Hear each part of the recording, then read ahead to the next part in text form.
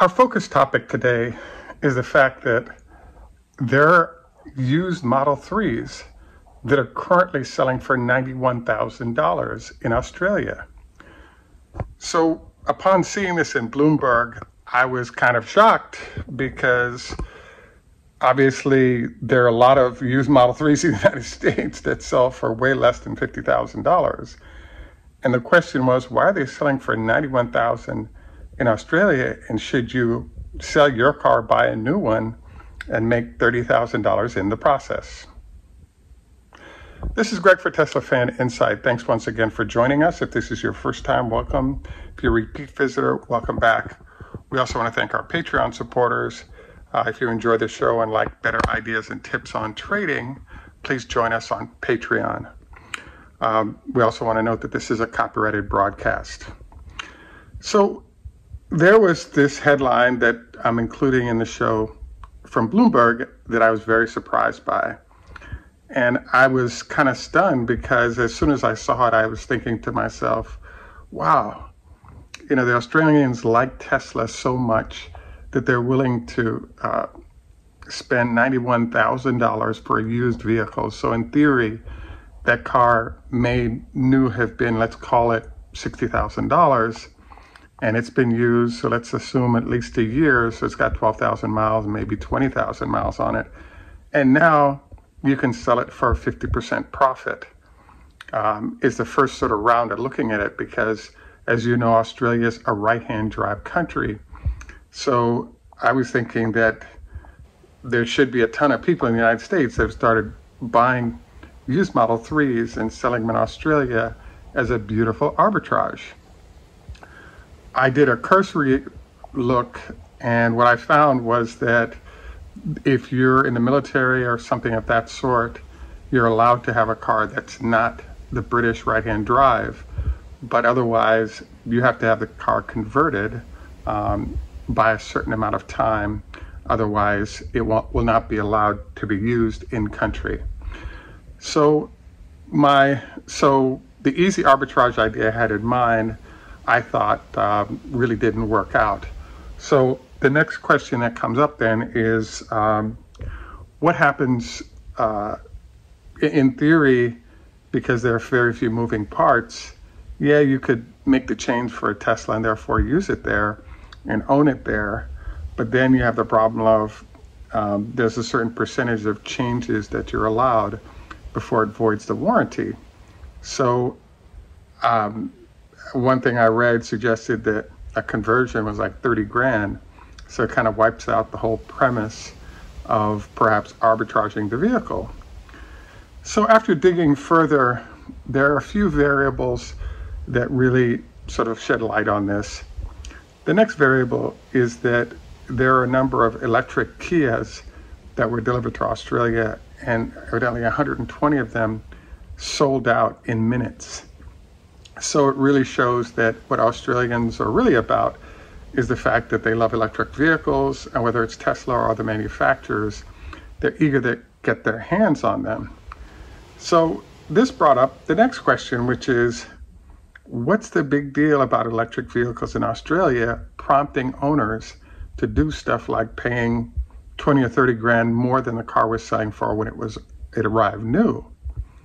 So because obviously this doesn't all make sense.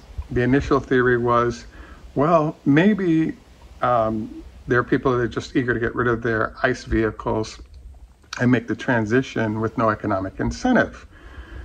And so further digging revealed that this is not the case. It turns out that as much as 30% of the homes in Australia now have solar panels. So what then this means then is that with a very low penetration of electric vehicles, there's the potential for owners to use their solar panels to produce electricity, use Powerwall or some other manufacturer to transfer that electricity to their cars. Now there's no gas bill. So all these smart owners are realizing that they're benefiting from self-produced electricity, and that self-produced electricity can now be put in their cars. And so this is a really efficient move by these Australians to not only help themselves, but help the planet. As you know, California is actually Tesla's largest market, and the intensity of sales there has been very high, but one wonders what the penetration of solar panels are, even though we do have U.S. customers who are using their solar panels to fuel their cars. Based on the penetration in Australia, the answer is our penetration is nothing like Australia's. And it probably is going to be quite a while before that happens, even though we do have some new legislation that will affect that situation. So part of the biggest reason why I enjoyed this was I was just thinking to myself, what if current owners could enjoy perhaps buying a new and selling their old, and having someone in Australia enjoy that used and going from there? For those of my viewers who are in Australia that hear this show, would love to get your input on the thought process of buyers of Tesla in Australia, and whether or not trying to arbitrage or ship used U.S. Teslas over might be a good way to make some money.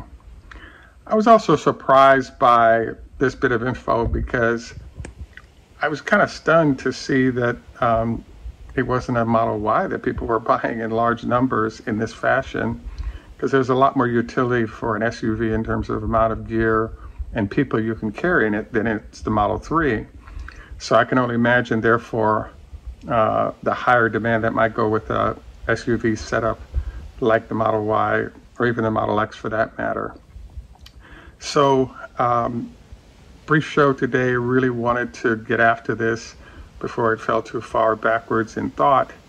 Well done to the folks in Australia on making the move to EVs and eagerly are waiting for and selling out and getting in the almost year-long queue to buy Tesla's products in Australia. And hopefully our Chinese location can get rolling to get these completed. We look forward to your input on this. This is Greg for Teslafaninsight. Next, we go to our health tips. I actually had a meeting a few days ago with somebody who's an EMT, and I was talking with him about health tips that he'd recommend for our viewers from his viewpoint on things. And the number one thing he talked about was exercise, exercise, exercise. And particularly what he talked about was there was a lot of people who don't get out and exercise.